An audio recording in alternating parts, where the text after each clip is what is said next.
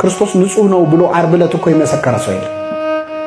ልጃቸውን ከሞት ያስነሳላቸው ሰዎች ልጄን ከሞት አስነሳልኝ እንጂ ምን አጠፋ አላሉ።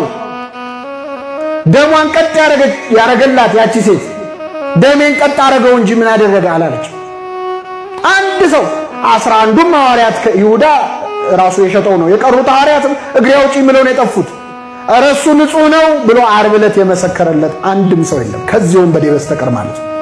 ንጹህ ነው አለ፣ ምንም ክፋት አላደረገም። ያ 38 ዓመት በአልጋ ተይዞ የነበረ በሽተኛ ነበር አይደለ? መጻጉዕ የምንለው እሱ እንኳን እንዴ ከአልጋ ያስነሳኝ እንጂ ምን አጠፋ አላለም።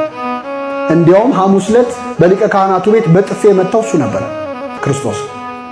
እንደውም ጌታ የሚገርማችሁ በጥፊ ሲመታው ለምን ትመታኛለህ አለ ይላል። እስኪ በሉ ለምን ትመታኛለህ? አሁን ዓርብ ዕለት ክርስቶስ ያ ሁሉ ጅራፍ ሲወርድበት ለምን ትመቱኛላችሁ ብሎ አላለም። ይሄ ሰውዬ ሲመታው ግን ለምን ትመታኛለህ አለ። ቃሉ ሙሉ ምንድነው የሚለው? ክፉ ተናግሬ ከሆነ ስለ ክፉ መስክርብኝ፣ መልካም ተናግሬ ከሆነ ስለምን ትመታኛለህ ማለቱ ነው። አልጋህን ተሸክመ ሂድ ከማለት ውጪ ምን ክፉ ቃል ተናግሬሃለሁ ከሆነ መስክር፣ አለዚያ ለምን ትመታኛለህ? ጌታ ያመመው ጥፊው ሳይሆን ባዳነው ሰው መመታቱ ነው። ካልጋ ያስነሳው ሰው ሲመታው አመመው፣ ሌላው ሲምታኝ አንተ እንዴት ትመታኛለህ? በኃጢአታችን አምላካችንን ከመምታት ይሰውረን።